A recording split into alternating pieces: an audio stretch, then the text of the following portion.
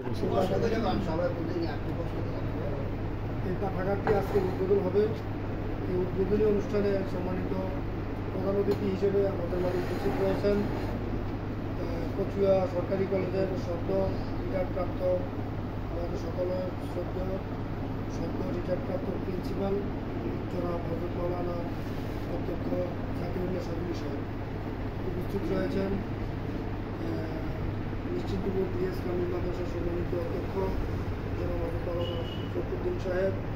উপস্থিত রয়েছেন পালাখাল ইসলামী ডিগ্রি কলেজের সম্মানিত অধ্যাপক জনাব হযরত মাওলানা আবু জাফর সাহেব।